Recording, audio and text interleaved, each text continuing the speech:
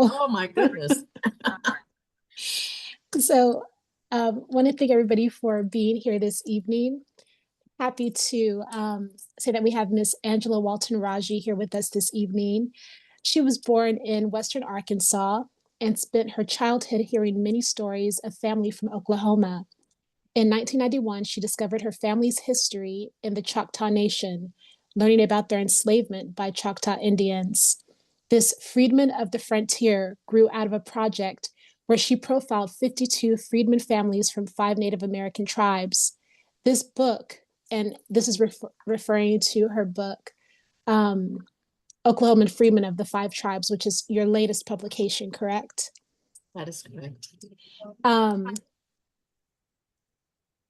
Let me see where I end off. Uh-oh.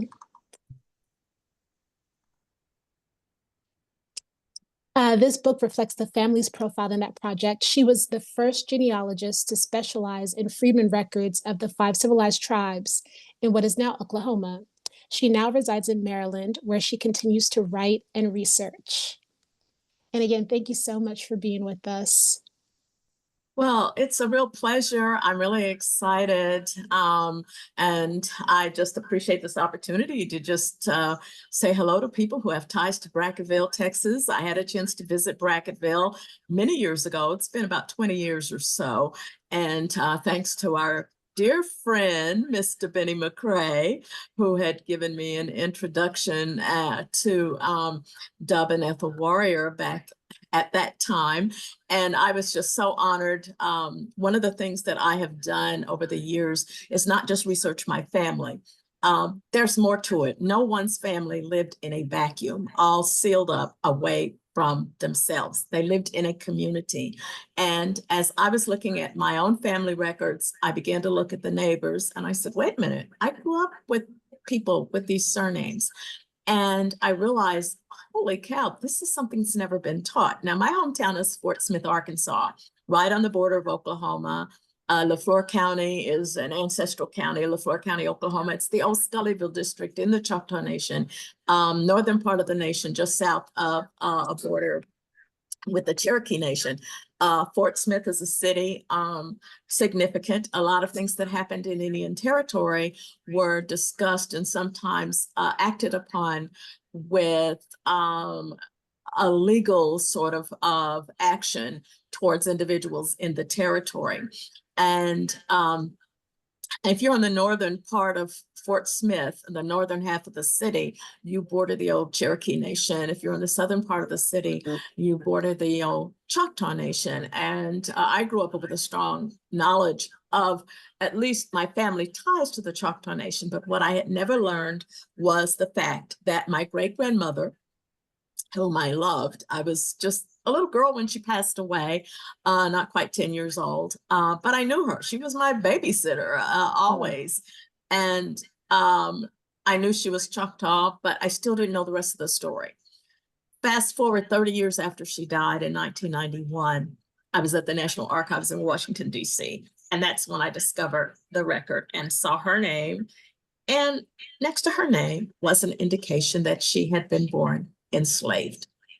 That was a shock. Someone that I knew in my lifetime had been enslaved. This was total news to me. But that's when I started reading and I realized there were 5 tribes that had a similar history. Each one was unique, yet there was something, one element that was similar: enslavement of people of African descent. And that was a real surprise. As a result, fast forward now, 34 years later, I've made a commitment to researching and finding as many stories about people who were taken to the territory under whatever circumstance, some voluntarily, some involuntarily. And the stories are amazing. And the history is such a rich one. I became interested, of course. I began reading everything I could find. I started reading about Seminole history and the origins of many people who had left the Carolinas and Georgia and gone into Florida and lived in maroon settlements and ended up forming alliances with Red Stick warriors from the Creek Nation. And I had to learn, who are these folks? What are we talking about here? And I learned an amazingly rich history. Growing up, as I said, in Western Arkansas in Fort Smith, everybody knows someone from the Cherokee Nation. I learned how in 1842, about maybe not even 20 miles from my hometown, from my house, probably the largest slave rebellion west of the Mississippi River occurred. That was in the Choctaw Nation, 1842. But it was amazing. Again, I'd never heard of that story. And that story was one that had to be told, of course. But then I found out, but 6 years later, there was another act of resistance when a man and his compatriot, his name was John Horse, led a contingent of people into Mexico, and they were successful. They made it to Mexico. And I subsequently learned from my friend Benny, who many of you know, that there are people who descend from that population. More and more and more. Again, these are lost stories, stories we never hear of in Oklahoma, stories we don't hear of. What happened to the people? Who are they? And I became very intrigued by that. And particularly because I went to college in Missouri, but I was a language major. I majored in Spanish and French. And I was so intrigued to find out that there was basically an Afro-Latino community in northern Mexico that descended from people who left Indian Territory in 1848. Again, one of those incredible stories. And I found amazing stories about fascinating people. Now, I have found other Mexico stories pertaining to people from Indian Territory. One of my friends who comes to our weekly genealogy chats, she lives in Bartlesville, Oklahoma, and she talked about her father when he was a young boy. He and his brothers went to Mexico. She doesn't know where. And they were there for several years working. And of course, my thing is, well, where were they? What were they doing? For whom were they working? She doesn't know any of those facts. All she knows is Mexico. And in fact, she shared a picture of her family, and it's a picture of 3 individuals. And I could tell there was a seal over that image. And I looked very closely. I said, gobierno de. I said, oh, government, this is a Mexican travel seal, a travel document. And once again, she didn't really know much of that story. And of course, some of us who have studied the presence of people of color or of African descent in Mexico, we're familiar with Veracruz, we're familiar with Costa Chica, and we're familiar with other communities. But I've always been intrigued by the population that went in particular to Nacimiento and the relationship between people there and people who came in the 1870s and settled in South Texas, around Brackettville and Fort Clark and what have you. So it's it's an intriguing story to me. And I had years ago, it's been 25 years, I can't believe it. I used to publish a journal called the Frontier Freedmen's Journal. And my dear friend, Mr. McCrae, also contributed an article in that journal, in fact. And what I wanted to really just share with you, and just very briefly, I don't want to make Miss this Angela, I just want to let you know, Mr. Benny is on the call tonight too. I thought I recognized him. So, which is why, of course, I'm just thrilled. But one of the things that I wanted to share with you about 25 years ago, when I was publishing a small journal called the Frontier Freedmen's Journal, and I decided to start writing stories from communities west of the Mississippi River, because you just don't hear about it. When you hear about post-Civil War history, it's Deep South, sharecroppers, and that's the only story. And those on the Western frontier sort of get bypassed with 1 or 2 exceptions. Lately, of course, the flavor of the month, as I call him, is Bass Reeves. Everybody loves Bass Reeves, and oh yeah, blah, blah, blah. But there are people who were there way before Bass Reeves was ever in Indian Territory and before he was ever appointed as a U.S. Deputy Marshal. And the stories are amazing, but then there's even the one story that gets lost coming out of the Seminole Nation, the cousins of many of you who are between Brackettville and northern Mexico. And so one of the issues, and Seminole history is very, very diverse. It's very, very rich, from Florida to Indian Territory to northern Mexico, and of course, in many, many places in the Southwest. And so when I was publishing my journal, years ago, I decided to devote one of the issues, and this was the year 2000. That's why I say it's been 25 years. I devoted an issue to Seminole history as much as I could. Wendy, can you allow me to share my screen?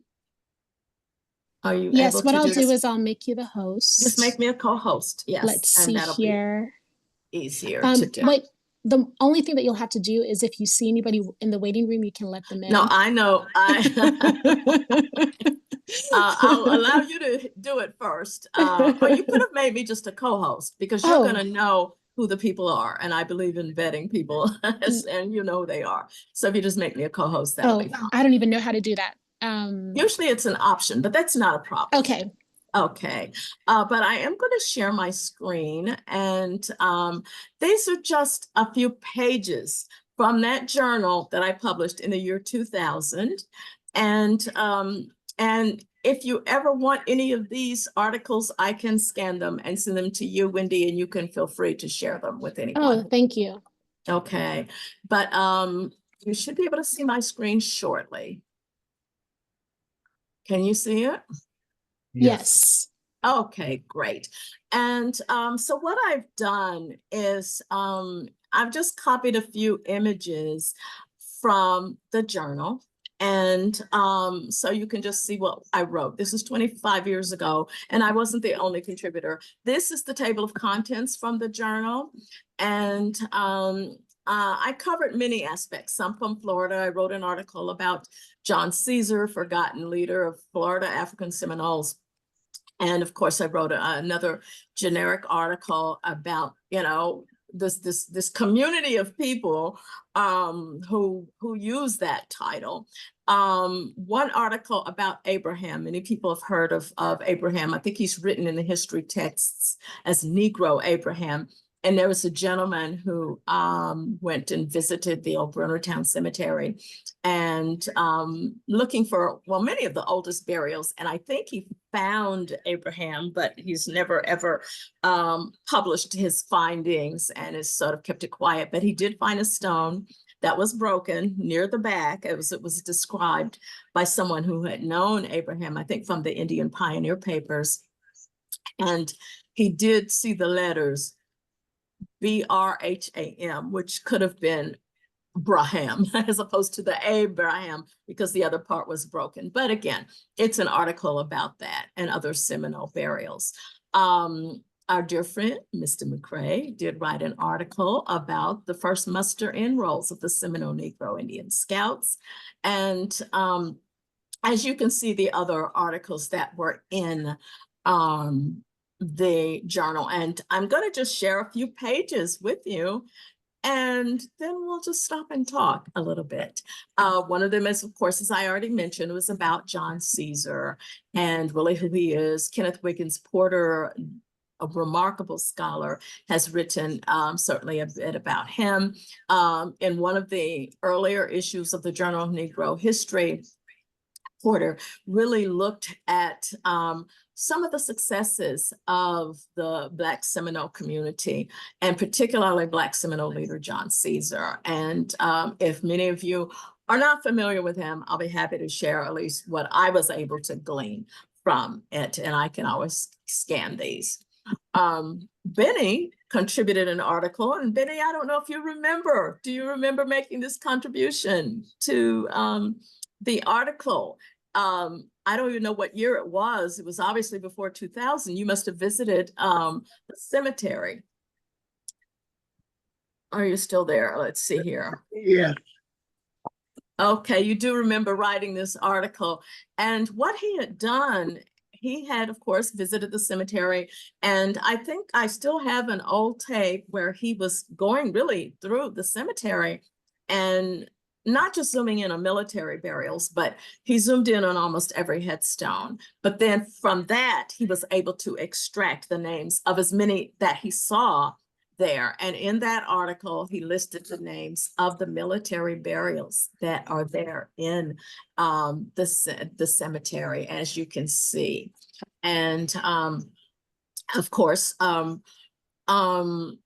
he did create, or I did sort it alphabetically also at the end. So if you all are interested in seeing, maybe an alpha order. Now, one of the things I've yet to do, and I don't know if anyone has ever done this, I need to run all these names through the pension index for the National Archives to see how many of them filed for and received military pensions. Because if they did, that would be a wonderful project to obtain and to scan and upload or whatever one may wish to do to share. Because with military pension files, it's not always about their military experience. It's about them as people. They'll tell you the story where they were born, who they married, if they have children. And if the soldier died before his wife died, the widow would come back and file a pension to receive her husband's pension. And she would tell about her life. Well, we met in Indian Territory, or we knew each other from Florida. And you get all these rich details about their lives. And I don't know if there has ever been any effort to obtain as many of the pension files of the soldiers. I know that some have copied the military service records, but the pensions reveal so much more as well. Ms. So, I'm sorry? Excuse me for interrupting you. This is Mr. Perryman. I do have those files on my computer. Oh, you should upload them. Yes, ma'am, Oh my goodness. several. And by the way, the International African American Museum in Charleston, South Carolina, is making an effort to obtain as many, well, sometimes they'll say Civil War pensions, but they're not even aware of the pensions that people on the Western frontier got post-Civil War. But these are still 19th century pensions. And I think it would be fabulous. How many would you say pension files that you have, Mr. Perriman? I think I have 7. So Oh, I suspect there may be more. I'm hoping there are more. oh, yeah, there's more. It just takes like maybe 2 or 3 weeks, to sit down and go through the internet. But you know what? They're not going to all be digitized. In fact, a majority of them will not. But I live close enough to Washington, D.C., and I have a fabulous scanner. And I have a Caesar Aura scanner, and I mean, it goes quickly. The pages go quickly. And I could easily scan 4 or 5 pension files per visit. But we need to learn how many of these, just from this list here. Now, I realize this is not a composite list of everyone who was in the Scouts. Does anyone have any rough numerical idea? Because I don't know. These are the names that Mr. McCrae was able to obtain when he was at the cemetery in Brackettville. But is there a numerical number of how many Scouts there were? Has that ever been? I think the total is 154. Yes. So we need to try and pay attention to see what we can learn. Do you know if most of the individuals lived in and or around Brackettville after their service had ended, or did some move away? Did some go west to California? Do we know? That's a good question. I know majority stayed in Brackett, some returned to Nacimiento, and some actually returned to Oklahoma. Really? Yes. Well, it's fascinating that you say that, because I thought somewhere that I had read that some who had tried to go to Oklahoma but found that they were really among strangers, even though, in my opinion, they were probably among family as well. But and some ended up returning to Texas, but I don't know how accurate that might be. But anyway, this is just a list of the individuals that Benny had shared in that issue. This is another image where I had looked at this was an 1880 image, and I can get a better image of that now because I was copying that from microfilm at the time.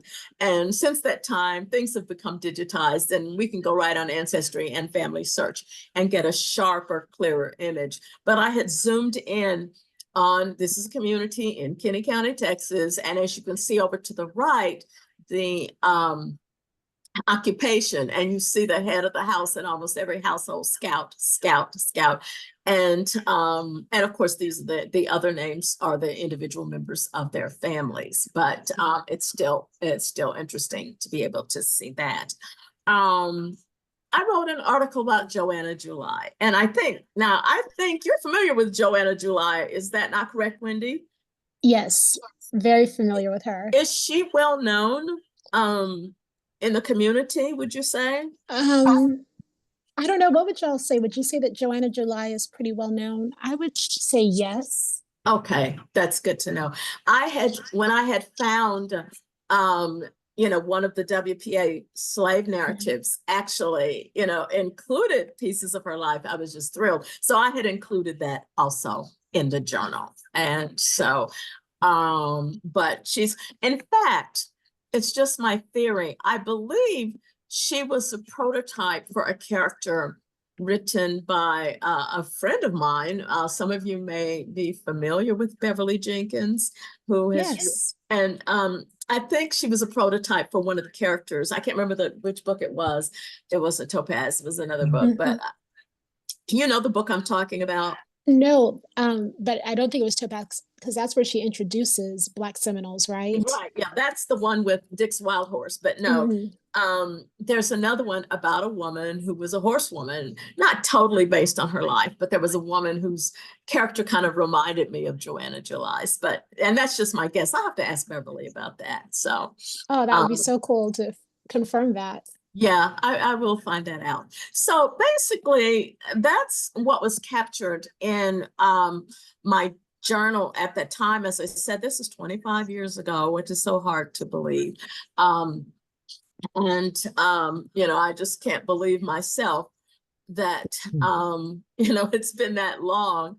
And I'm going to turn off my own camera there because my phone is getting a little bit hot. So, but anyway, I would love to be able to just learn from some of you. You all are there. By the way, Mr. Perryman, are you still here? Yes, ma'am, I'm here. You have some cousins all over from the Creek Nation, and, and you have relatives all over. In the same way, I see Mr. Factor. I know you must have some cousins in the Choctaw Nation, because Factor and that group of people, one of the U.S. deputy marshals, Neely Factor, real name was Factory, as they referred to themselves really and preferred to be called. But you have some cousins in Southern Oklahoma. I just thought I would say that. So, thank you. Absolutely, absolutely. But I don't know if you all have questions. I'm here to learn from you as well in terms of things that I can read for more researchers. I also have a podcast, and I'm thinking of doing a podcast. I might do it on Joanna because she's such a colorful person. It's called The Freedmen Files. If any of you listen to podcasts, the Freedmen Files podcast can be found on Spotify as well as on Apple Podcasts. So wherever you may get your podcasts, it's an audio podcast. And more than anything else, I consider myself a storyteller. And I love to find stories and tell stories that need to be told. One of my stories is about a gentleman who is from the Cherokee Nation. Before the war ended, many of the slaveholders in Indian Territory would take their enslaved people and take them either into what is now Southern Oklahoma, and some would take them into Texas. Well, one is the story of Burrell Daniels, who was not only taken into Texas, he was taken to Mexico. And he ended up, now the war had ended, but he's still in Mexico. He was then sold to the governor of one of the states, and I can't remember what state it was in Mexico. And he and his family, they were basically working as peons. This was peonage now at this point in time. And so eventually he tells the story of how some white people came to talk to these Spanish people for whom he was sort of attached to, and told them, you can't hold them anymore, you got to let him go. So basically they just crossed the Rio Grande and dumped him in Texas, in South Texas. And he worked his way. It took him a few months to get to San Antonio. And it took him another couple of years to work his way into Indian Territory and work his way northward into the Cherokee Nation. He was very, very descriptive in terms of how he was received. They were like, "Oh my God, look who's back! He's returned." At that time, Chief Jesse Bushyhead was chief. He knew him and was going to pass legislation, because they had a very organized system of government, that he should be allowed to remain and to become a citizen. Freedmen at this point in time were citizens in the Cherokee Nation. And then some people from the Katua band were, well, we're not so sure about that, and adamant against it. Sadly, he was never given full citizenship. I found his story accidentally when I was at the National Archives going through affidavits of the Wallace Roll. Now, this is a document that was created in 1890. This is like almost 30 years after the war had ended. And he talked about, what he had done in Mexico. And I'm thinking, wow, look at this, another story. And I did talk about his story in one of my podcasts, but I am interested in bringing us, and Wendy has heard me say this, you're still part of the IT family, Indian Territory family. Brackettville, you are our cousins. And one of the things that I tried to do is to encourage some of my fellow genealogists to research their families from the 5 tribes to, number one, go beyond your own family history, study the community, but don't just study your own one single tribal community. Because when Oklahoma became a state in 1907, the very first law passed by the new state of Oklahoma was one for calling for separation of the races. And that also on any coaches moving through, any coaches or trolleys, all the Negroes had to get to the back. In other words, all of us were collectively thrown in the back of the same bus. And we don't have the luxury of only researching our own family, only researching our own tribal story, when many of these families are intermarried. And, I'm looking, Mr. Factor, I'm like, oh, you got some Choctaw cousins? I'm sure of it. And, I see other surnames, and my thing or my interest is seeing that others will start to collectively tell this missing story. And it's one of those things that I'm very, very passionate about, because all of us have ties to the same geographic spot, now known as Oklahoma, regardless of whether your folks were there and left in 1848 and went to Mexico, whether they were the first or the last people on the Indian removal. It doesn't matter. Our ties, our family ties, we all have that one spot in common. And regardless of whether your folks made it back to Oklahoma and resettled or whatever, we were still thrown in the back of the same bus by 1907. But it's also beyond that. This is a remarkable history, because these are stories of people who survived. I mean, some of you have cousins still in Nacimiento who, probably speak little to no English. And I hope that some of them will also join us. Some of us are bilingual and we can communicate. And we need to know each other. I think that there's a lot of empowerment in learning one's history and in studying one's history. And so my hope simply is that we can work together. I want to get back down to Brackettville again. I want to see some of you all in Oklahoma as well. And I'd like to take Mr. Factor down to McAllister, where some of his relatives are buried. And I know the Perrimans they're all over the Creek Nation. So it's really, and some Nunnallys also, Choctaw. I'm excited when I see some of these names here. But there's Gaines. Okay, yes. Oh my gosh, I'm seeing some names that are straight up IT names, as we say IT, meaning Indian Territory. I think that we can become more enriched as we learn about not only ourselves, but about each other. And as we become enriched, we become empowered. And I'll just stopped talking. So, but if any of you have questions or open it up for discussion, I'd love to hear them. Miss Gaines, to interject just for one moment, Miss Gaines is a direct descendant of Negro Abraham.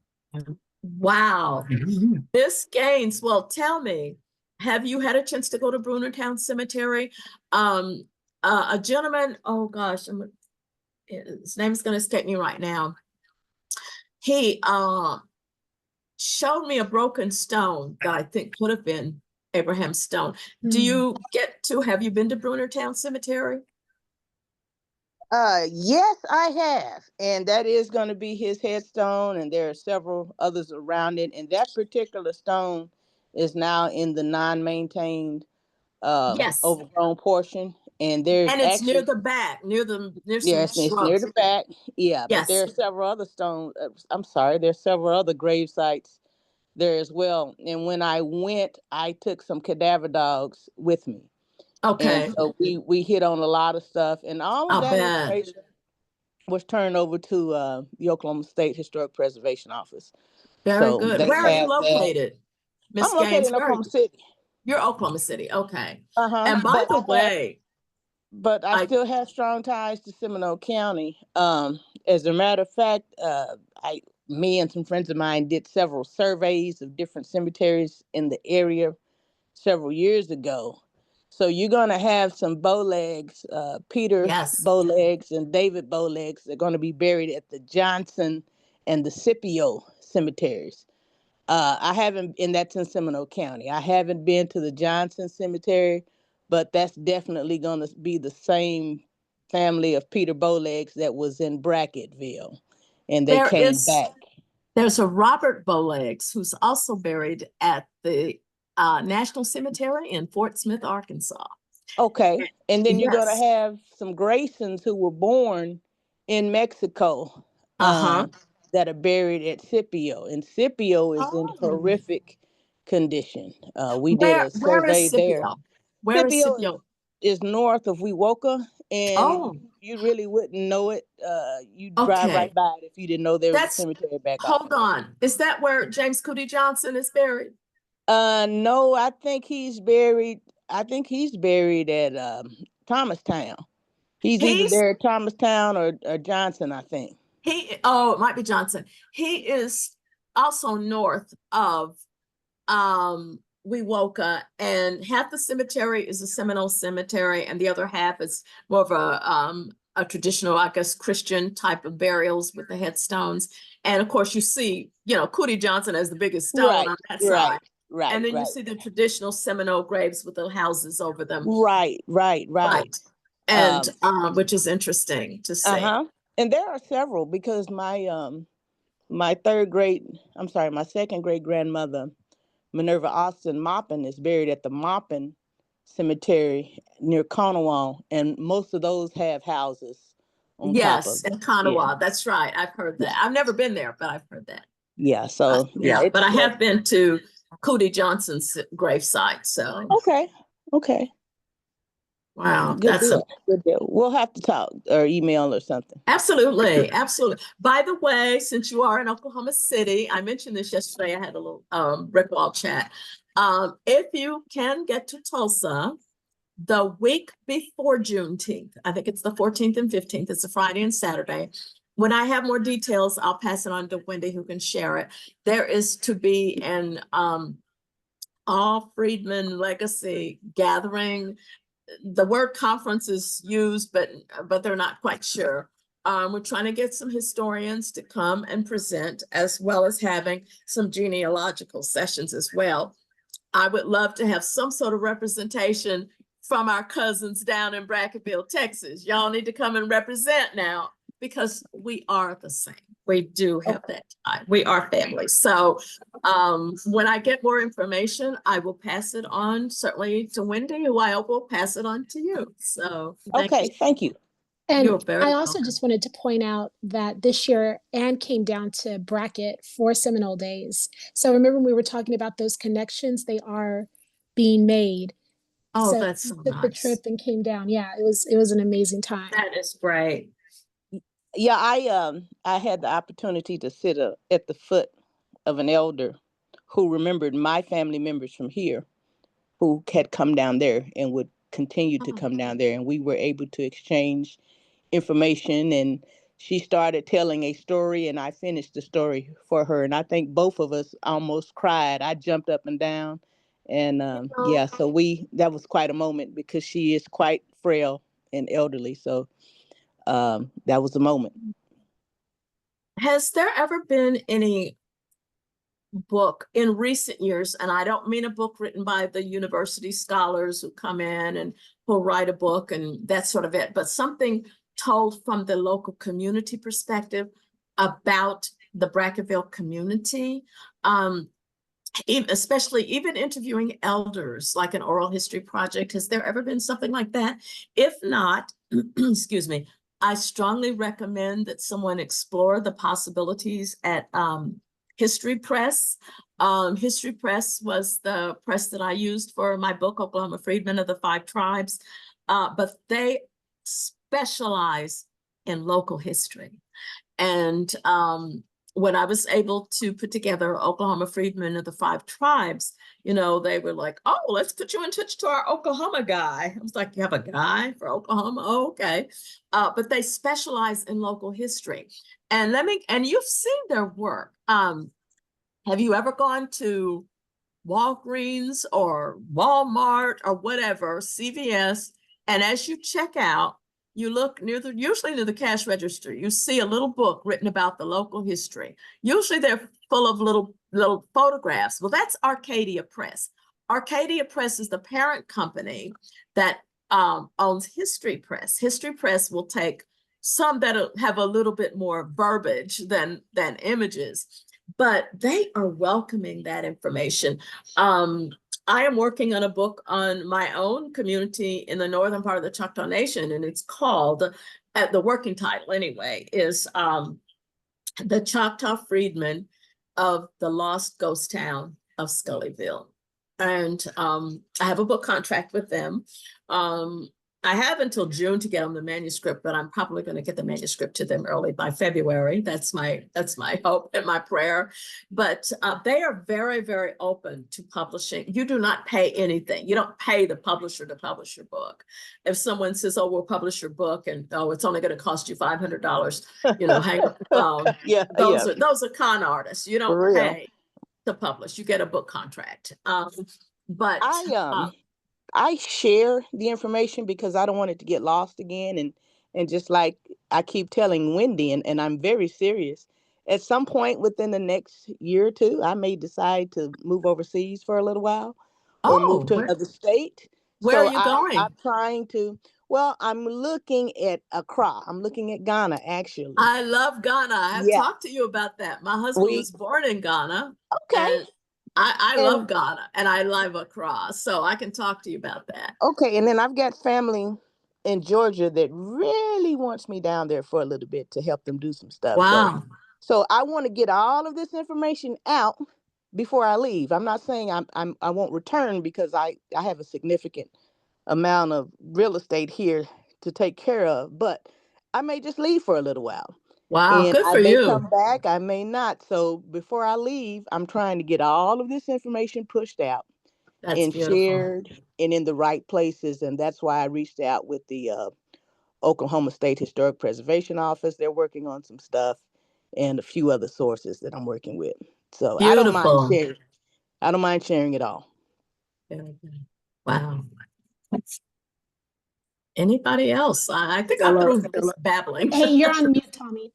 Hello, Angela. Sorry about that, Wendy. Hey, Benny. And now I'm back. If you guys, excuse me, ever get a chance, last year I did spend a couple of days with Ann in Wewoka, that area of Oklahoma, visiting the cemeteries. There's a lot of history there. Wendy, you definitely need to make that track. That trip to go.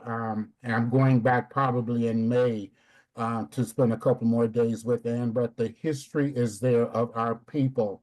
The Fays, the Fay family have a beautiful cemetery there with a lot of Fay history. Caesar Bowlegs, the Perrymans, I go, and you can mention some of the other ones if you want to, but if you can, put that on your bucket list because it's some very important history. I did just I am going to I have a project that I'm hoping will unfold this year. Some of you, if you do other types of genealogy research, I don't know if you're familiar with my website that I helped to build called mappingthefreedmensbureau.com, but I'm hoping to start a new project mapping itfreedmen.com. And I want to make it a map that's interactive, that when you zoom in on the map, you're going to learn it, because it's going to interface with Google Maps. I am hoping to point out landmarks, including cemeteries.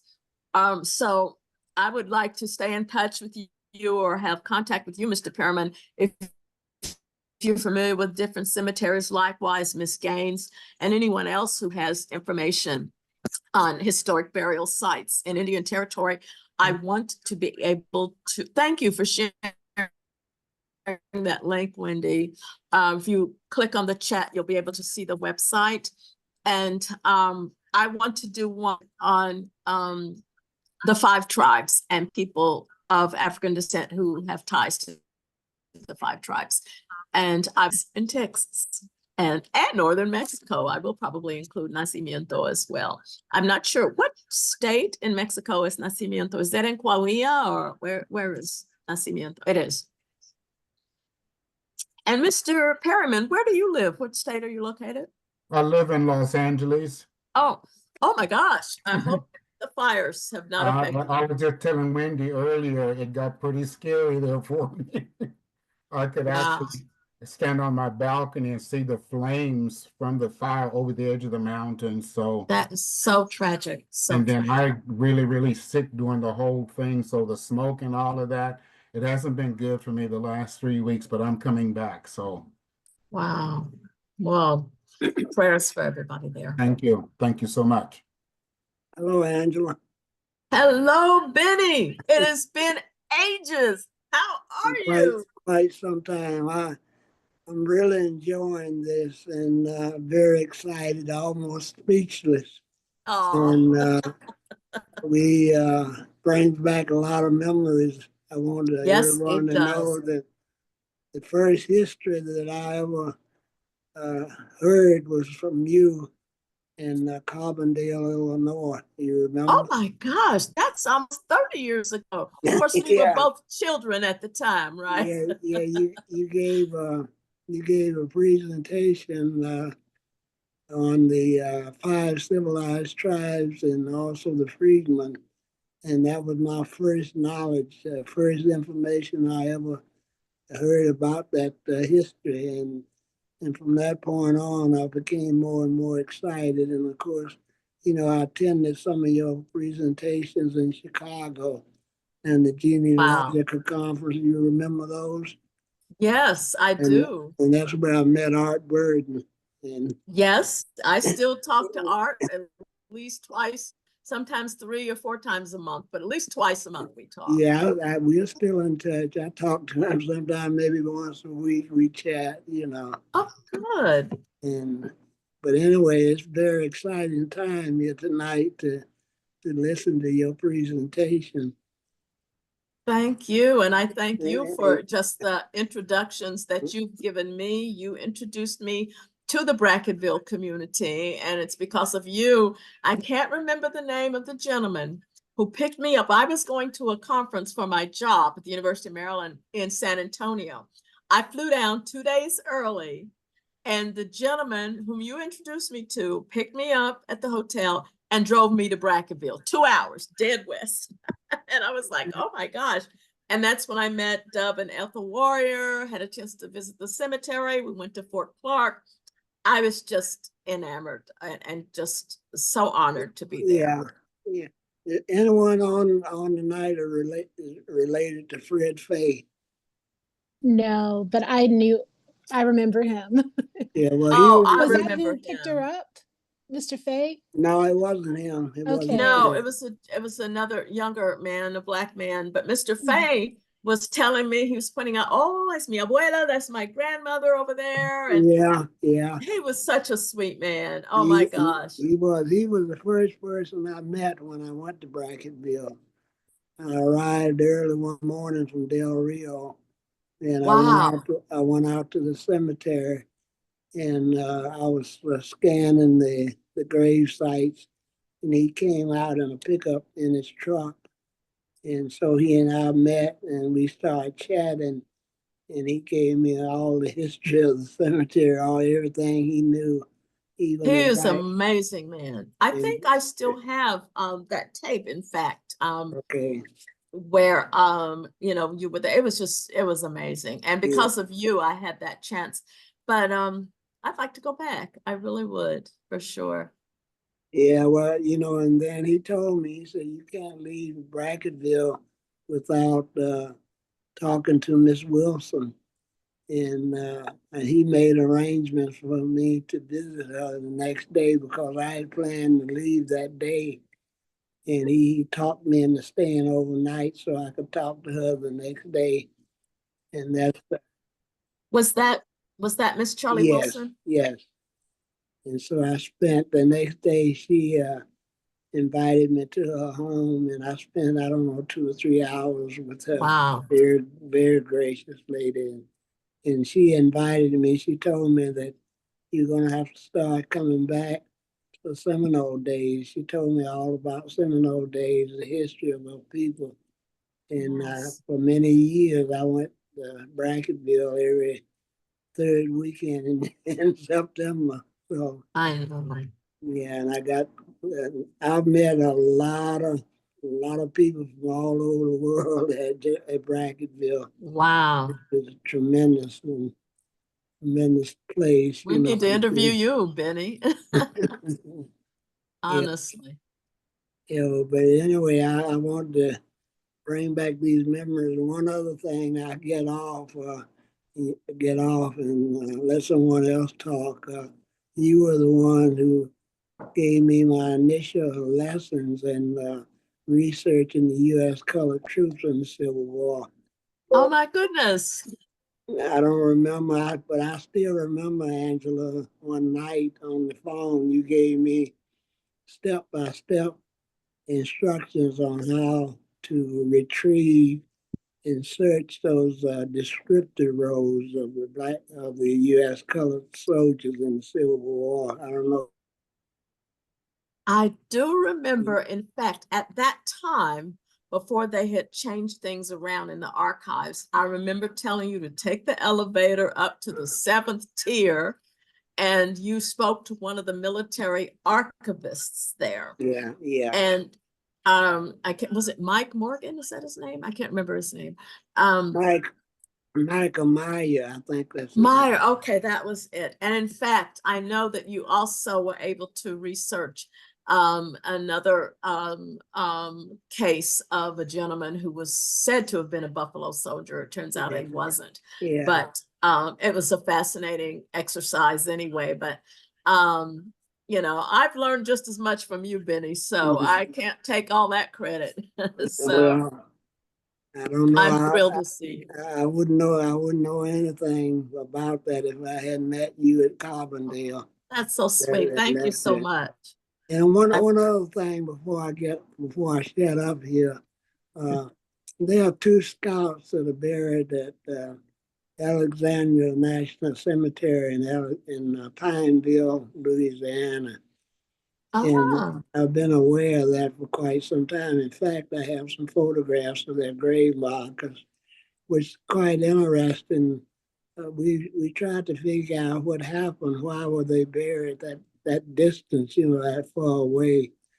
And I was told by a local historian, well, it wasn't a local historian, someone that had researched a lot of history, said that they died or were originally buried at Fort Ringo and along the border.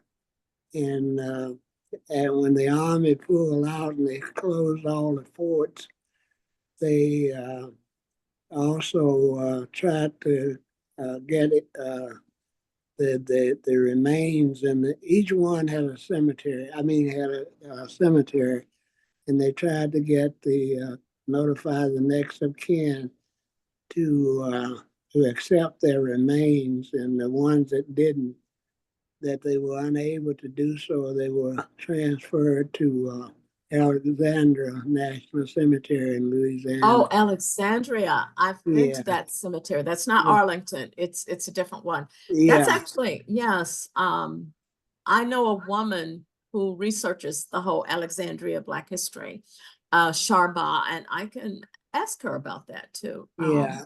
And the names are Robert Payne and John July.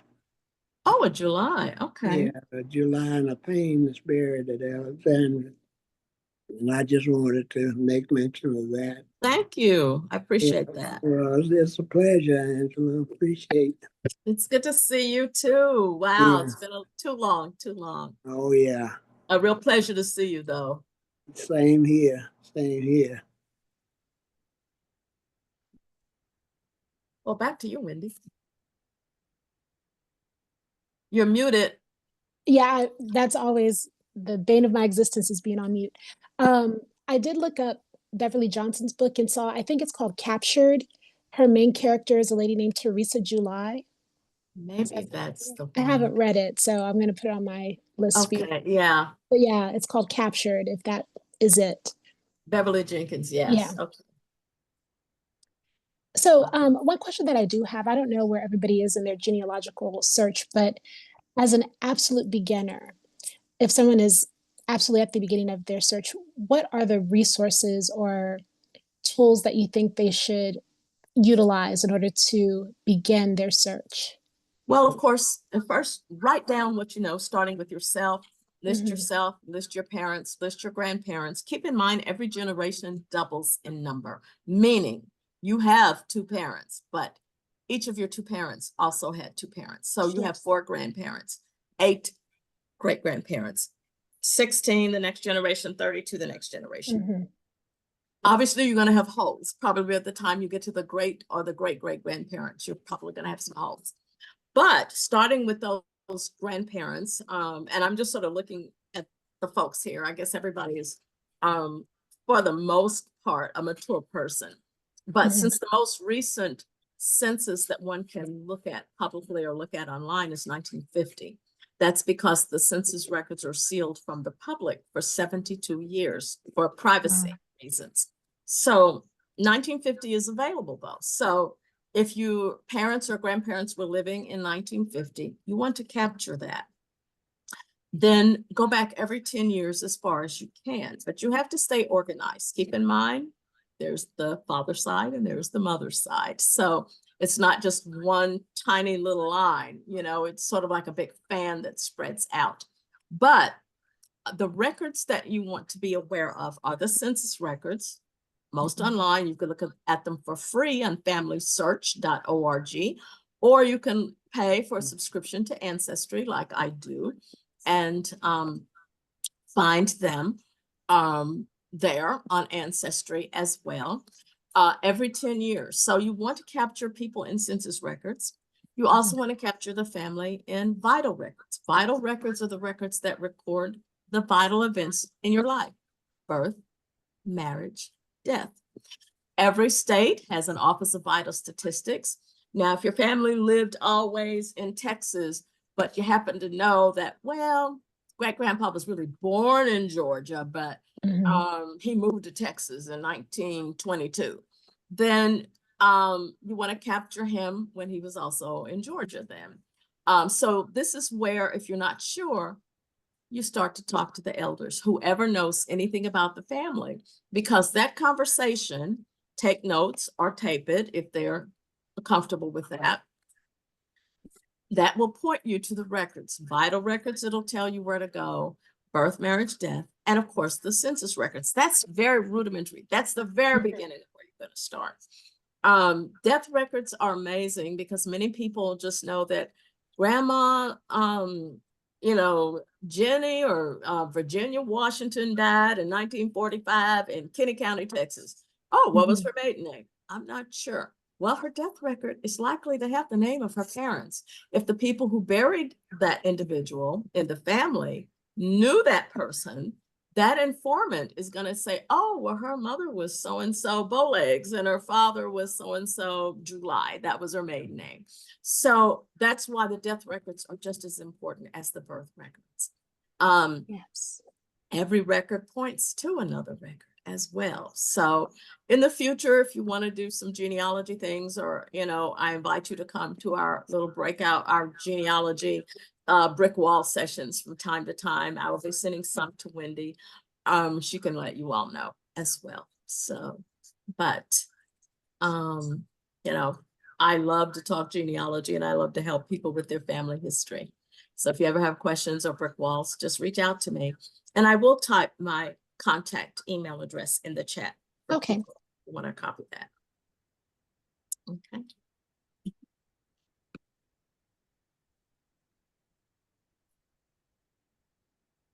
Mr. Al, did you have a question? Oh, no, I wanted to build on your comments about genealogy, since I've done some, not in the Seminoles, but I do Civil War history, and I found some states did not issue birth certificates, for example, until very late.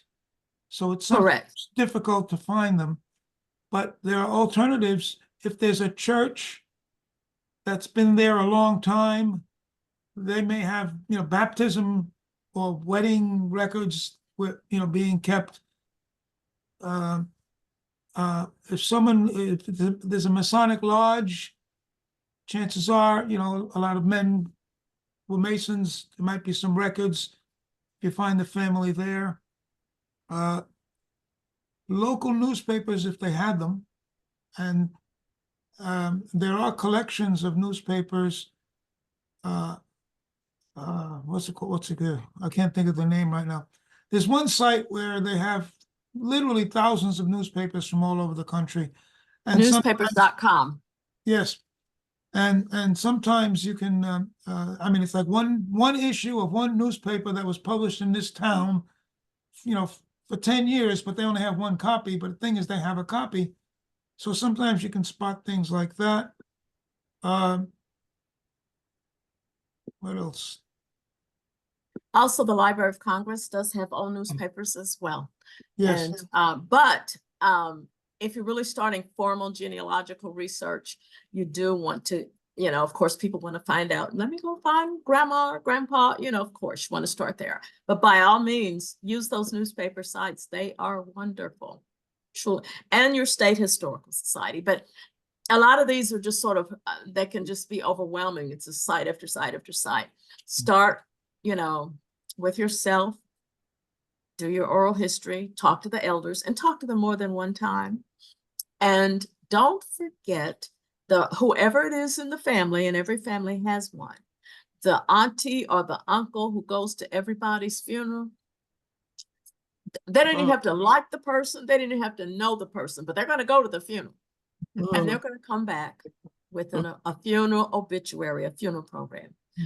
And trust me, they're going to have a drawer or a shoebox or a paper bag full of those funeral programs. Those are so valuable. That is so funny that you would say that, because that's my Aunt Gigi, and I thought she was literally the only person in the world that did that. Are you kidding? Oh, but gosh. She loves a funeral. She loves an obituary, and she has. Every family has a funeral Mary. I call them funeral. Oh, funeral Mary. I'm going to start calling her that. But you know what? You need to be friends with that person. Yes, because that person has a lot of local history. What are these programs? They're small biographies of people. They are. And they're wonderful. So, and I put in the chat my email address for folks. I have a question. Yes. Yes. For instance, in some research, which I haven't done yet, and I'm thanking you very much for telling us how to begin. One of my daughters did try to research my father's history, and it goes back to South Carolina, but it stops and can't find anything else after that. What year did she have a record from South Carolina? I really don't know. She just said she was looking and it stopped and it turned into some um, Caucasian families with that same last name. Well, it really depends on, if, what time period, what kind of document she was looking for. Sometimes people hit what they call the wall of 1870. 1870 was the first year when all people were listed in the census. If they were enslaved prior to 1870, they would not appear in the 1860 census. But if they were free people of color, they may be. And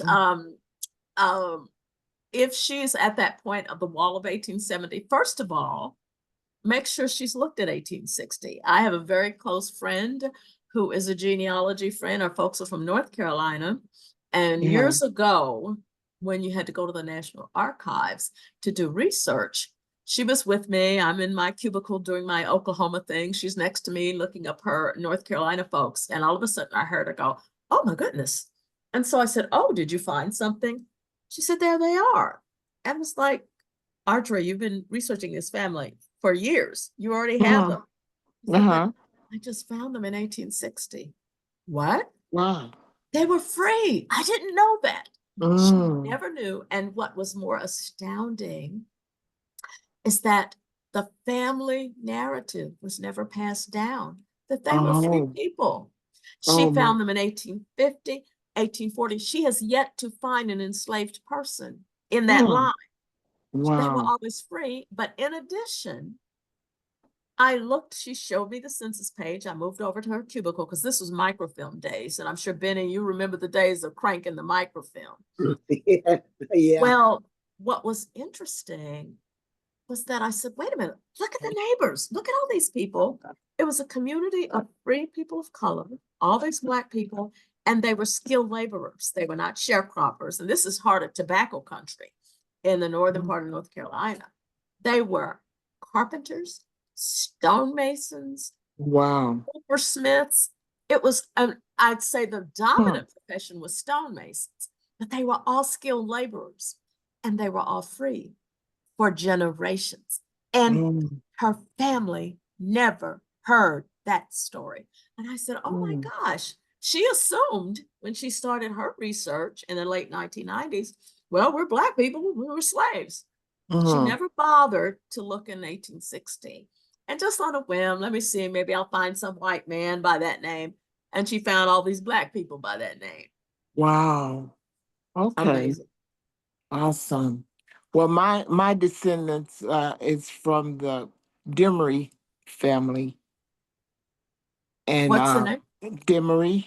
Demery, okay.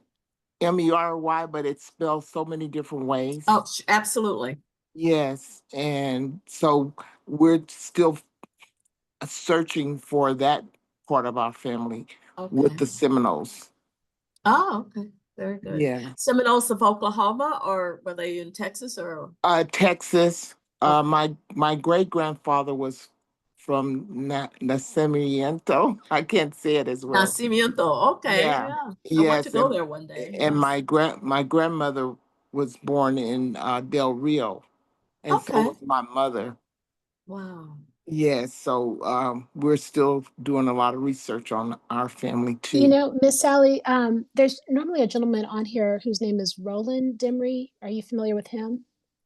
I'm still learning. My sister Angela is Angela Haywood. She has a lot of information about our family, and we're still doing a lot of research. His name is Roland Demery. Yes, and he's from Oklahoma, and I know that there are, you know, probably a lot of Demerys in Oklahoma. So I don't know if y'all are, you know, directly related, but I know that the last name definitely is in Oklahoma. Okay.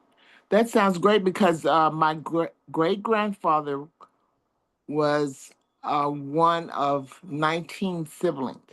So yeah. So they could be all over and everywhere.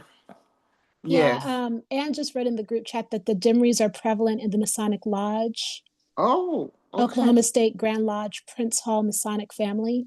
Oh my goodness. Oh, by the way, and I don't have it next to me or else I would share it. There is a book written by a gentleman in Oklahoma City. So you should be able to find him. He wrote a 700-page book about the Black Masons in Oklahoma. Oh. I have his book. Terrell Hodge, I think is his last name. Okay. And Mm. it's an amazing book. And his colleague who lives here in Maryland, who's a good friend of mine, wrote a book called The Last Empire, which was about the Masonic lodges in Kansas, a little bit of Oklahoma, and a little bit of Arkansas. And that's James Morgan III. He's active on Facebook. And you want to become familiar with him as well. Okay. And they have published information from some of their annual proceedings.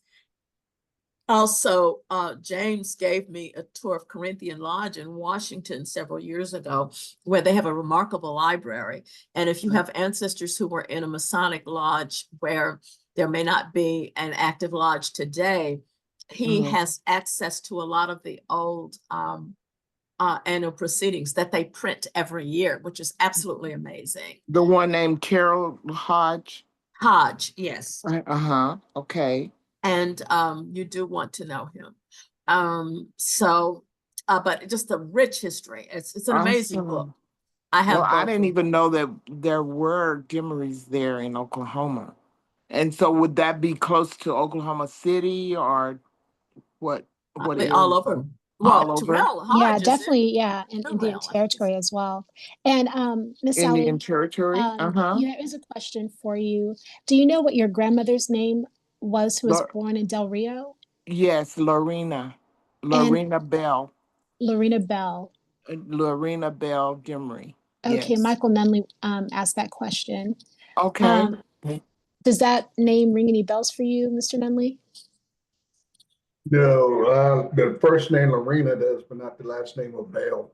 Do you know if that was her maiden? Her last name was Haywood, Haywood. Still doesn't ring a bell. How do you spell Lorena, her first name? Lorena. Okay. Lorena. And she lived in Brackenville, Texas, or? She lived there, and then I live here in San Angelo, Texas, and that's where she and my grandfather moved from Del Rio. And here in San Angelo, we have Fort Concho that also housed a lot of Black history information and Black history soldiers and also I forgot what his name was right now. He was the one that graduated from West Point, and he was here just briefly in San Angelo at the fort. I can't think of his name. Henry. I think that's what his Flipper. That's what it's. Flipper, Henry Yeah, Flipper. I'm sorry. I'm sorry. My mind just went blank. That's okay. But yeah. Miss Sally, I have a yes. question for you. Do the names Rose, Anna, Harry Jr., Charles, or Charlie, Joe, and Francis ring a bell? Anna is my mom, and the others are my uncles and aunts. I'll have them on the 1940 census. Have you seen it? No. Would you like to see it? Yes, I would. Okay, let me just pull it up and share it with you then. Awesome. This is and let me know when you can see the screen. Okay. Oh my gosh. Awesome. There they are. They're the Haywoods. And you see that X with the circle? 1940 is the only year they did that in the federal census. But that means Lorena is the one who spoke to the census taker and gave them awesome. And they lived, by the way, this community is San Angelo. That's where I am now. Yes. And they lived at, is it North 9th Street? Yes. And 293 North 9th Street. And let me see, it looks like this is the bottom of the this is the top of a page. Let me go to the bottom of the previous page. It shows that the head of the house was Harry Haywood. Is that correct? That was my grandfather. And there he is at the bottom. And then it Awesome. continues at the top. And this Uh-huh. is 1940 census. They're all shaded in green. Oh, And awesome. so you can take a screenshot of it if you like. Yes. Feel free to take a screenshot. Okay, that Mhm. sounds great. Oh, how Now you wonderful. have something to go on and to go further Yes. back. And Thank Harry, you of so course, we know much. is in the Hey, picture. Sally, Yes. now you know they lived right across the street from my parents on No my way. street. For real? Yep, Oh my, right across how the one, street. isn't it a small world? Oh my gosh. Yep. That's Who are your awesome. parents, Mr. Perriman? Benny Perryman and Willie James Perryman Sr. Is that okay? Oh my gosh. Hold on a second. Let me stop sharing this. If I can find the button again. Oh, that is so wonderful. Oh my So- gosh. So there you are. Uh-huh. Let Oh, me get there. started. Oh, I can't figure out how to get back to the main screen. Okay. I'll stop sharing that. Okay. So there we are. Oh, that is great. I just remembered another source. Mary had two birth certificates.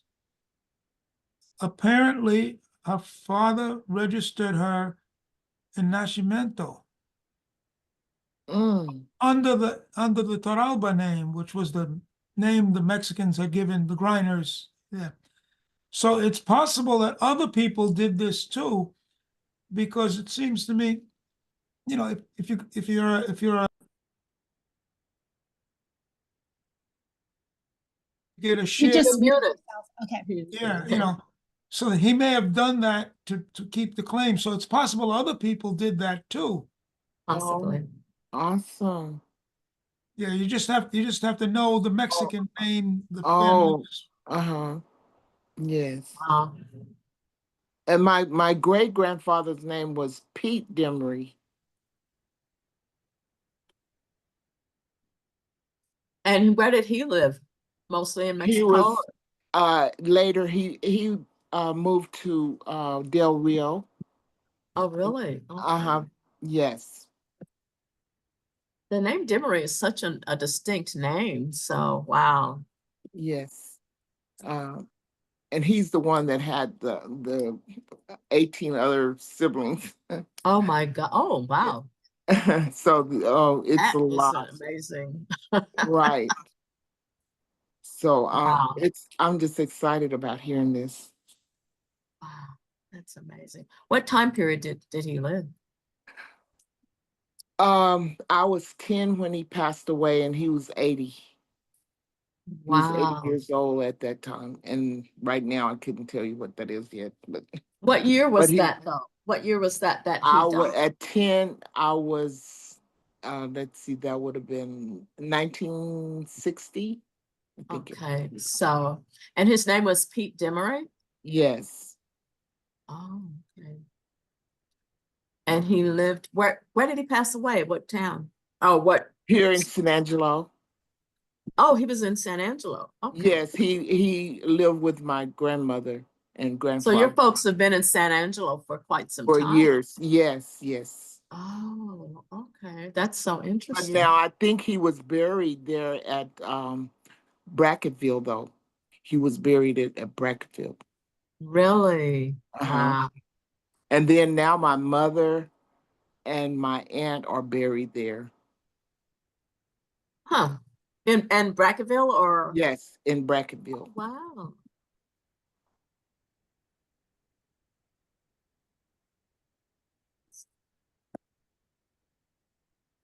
So we're just real What was your excited. mom's? What I was your believe- mother's? Correct. No. My mother's name was Anna. Oh, that was the Annabelle. document that I showed you a minute ago. Uh-huh, yes, Oh, Annabelle. okay. Oh, okay. That's good. That's good Correct to me know. if I'm wrong. Also, Sally, I believe that the Demerys are also related to the Taralbas out of El Nacimiento. Right. How do you spell their last name? Toralba, they could be under another name. Corina's on the, she's there, she's listening. She can give you that connection, but I know they're related. Awesome. Torabla. Torralba, Torralba. Well, that was the name that the Griners had in Mexico. Yes, Wow. and yes, and Oh, yes. grinders. Did you say grinder? Yes, one N. Oh, we're akin to the grinders too. Toralba. Okay. Ralba. Oh, awesome. Where is Jefferson, Texas, or Jefferson? Is it Jefferson County? Is that anywhere near? I keep seeing some of those Demary names popping up in that part. Oh, yes. I don't remember where that's located right now. Oh, okay. Never mind. That's okay. But wow, that's fascinating. Oh my goodness. Awesome. Wow. I don't see them popping up on the census, but I'm probably typing something incorrect. So Who are you looking for now? I was looking for, was it Pete Demery? Yes, Dimery. Oh, I misspelled it. Let me see if that makes a difference. Mery or Meary? Mery. Oh, okay. I did have it incorrect there. And I'm gonna have to take some of these first names off. Was he in San Angelo very long, or towards the end of his life? Towards the end of his life. Where was he before that? As far as I know, it would have still been near Del Rio. So Kinney County. Valverde. Yeah, Del Rio is 30 miles away from Brackett. Okay. Now I see, well, these people are listed as,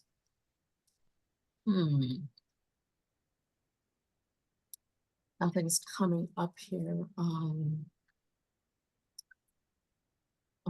Okay. But sometimes, as we know, spelling doesn't count. It's oftentimes the opinion of the person who was listening. Now, I do see a George, and they've written it as, put 2 M's in it, Demery, but he's in Bracketville. Let's see Well, who's in the house. they've spelled it many ways. And Yes, sometimes they and leave off one of the alpha characters in there. okay. And it's just all different ways that it's spelled. Okay, I see.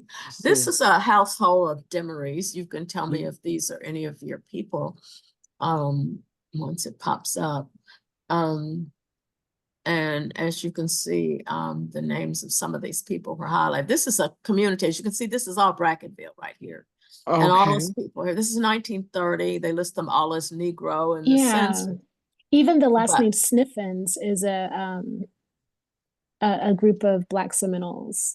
Oh, okay. Yeah. Well, here's the family here. Yeah. Here are the Demerys here. Let me blow it up for you. George, okay. Rosa, John, George Jr., Mary, it looks like. It looks like, it does seem like those are some of the names. Okay. And this is 1930 census, and this is clearly Bracketville. 1930s. And move everybody's picture out the way. Let's look at the previous page. This is now, this is still Bracketville, but now we're getting into the white population. Here is, let me let the fire truck go by. Here's some people here. Avila, you can see some people were born in Mexico. Let's see here down at the bottom. There are 2 Black people there. Is that Nelson, it looks like, or Melson? So it's kind of, some of the pages, you have to look at the whole enumeration district. Okay. And one thing about digitization, it has destroyed people understanding how the census is organized. As you can see, this is Bracketville town. You want to pay attention to the enumeration district because people lived in different districts. And I'm near 2 pages near the end of the census where I found your Demerys. This is the very last page. See what it says, this ends. Now, are they spelling it the same way that I gave it to you? No, they got the 2 M's, but spelling doesn't it's 2 count. M. Yeah. How do you pronounce? It's not the way they may have spelled it because they didn't do the writing. The census taker did. That's right. Yes. So Yes. what they heard, Because sometimes it ends in an I. Sometimes they leave out one of the E's or the absolutely. I's. Yeah. Spelling is not always, going to be the same. It's just according to how they heard it. And of course, as we look, it shows the birthplace of the person. And it looks as if, let's see, is that Studs or Stubbs? I think it's, no, it's it's Shields. I've seen that. That's a we're Seminole akin name to some too. Shields too. Shields. And this person is born, their parents are from Oklahoma. Oh my And goodness. at the time, she was, is that 44? I can't tell what that age is. Yeah, I can't tell. Not sure what that is. Uh-huh. It must be because she's a son 19 and another son was 15. So possibly. And then what is that? Snuffin? I'm not sure what that name is. And the Demarys are down here. Okay. So anyway, I'll stop sharing. I am going to have to get off soon though. So okay. I could do this all night. Thank you for the starting of that and finding that information. Now I can My go from there. pleasure. Awesome. Before we Made my go, day. I'm happy to help. Yes, thank you. I have a couple of questions, Angela, before you go. Go ahead. Go ahead. Do you know if there are any plans to digitize the descriptor rolls at the National Archives? You mean the books, those big descriptive books? Yes. I don't know if there are plans to do that. It would be really good because you can get an idea of the regiment itself Right. without having to go through the individual service records to get the physical descriptions. And sometimes in those descriptive booklets, you also find, I have not heard that there are any plans to digitize them. And a lot of the digitization projects, they used to have something called citizen archivists where people could volunteer and get involved in the project. But since COVID, everything's come to a halt and they've not started them up again. Okay. If I hear of it, I'll let you know, of course. So, do you know, and also do you know if there's a descriptor rolls of the Scout detachment? I believe there are some. I remember years ago, I had pulled just a small amount of these. Well, these are mostly service records, I guess, of the Scouts, but I seem to recall, and I'm hoping I'm not thinking of some Civil War regiment that I was looking at. But I would think, well, you know what though? They were a unique unit. There are descriptive roles, for example, I know of the 9th and 10th Cavalry and 24th and 25th Infantry. But I don't, now that I'm saying that, they may have been, had a different record keeping system. I don't know that that's the case or not. Okay. It'd be nice if we could find it. Would. Yeah. I also hope, I mentioned this to Wendy before, I would love to encourage people, if you've not already done so, to think about launching a DNA project. Those of you down in Brackett, you have cousins all over Oklahoma and well, all over the country, of course. But I think that would just really be a neat thing to do. And I don't know how many different families are actively researching.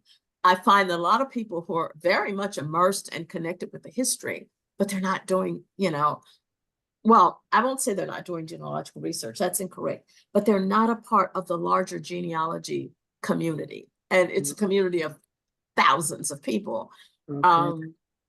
And many are just unattached. Benny and I met at a genealogy event in Carbondale, Illinois, 30 plus years ago. But many people are not going to genealogy events and connecting with other researchers. And you're missing a wonderful opportunity. And that's why I wanted to encourage you, please put June 14th and 15th. We're trying to have a Freedmen historical / genealogical conference in Tulsa, Oklahoma. And it'll probably be in the historic or close to the historic Greenwood district. But you all just need to get there. So I invite you.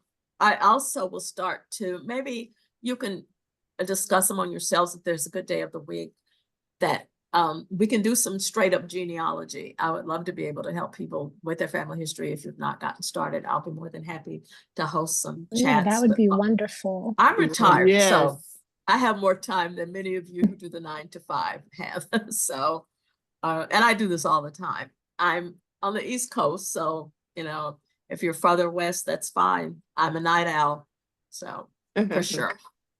But I do have to run. I'm so sorry to leave so early, but thank you No, all. thank you for your Thank time. you. It's been a great Thank you. session. Yes. Oh, it's been a been real great. pleasure to Yeah. connect with you all for sure. And I hope to see you all again. Invite me back. Certainly, Thanks. yes, we Yeah, will. Thank you thanks, so Angela. much. Thank you so Angela. much. Thank you Thank you all. so much. Good I night, appreciate everybody. Good And, Good night. night. Good night. night to Thank you, all. Winnie. Okay, bye-bye. Thank Thanks, Wendy. you. Bye-bye. Yeah, have a And good I'm night. gonna, Thanks, Good night, everyone. everyone. Good night. Good good night. night, everyone. All right, so I'm gonna I'll hit, leave and yeah, in meeting for all. Thanks again, everyone. all right. Take care, everyone. Thank Take you. Thank you, care. Wendy. Thank you. Uh-huh.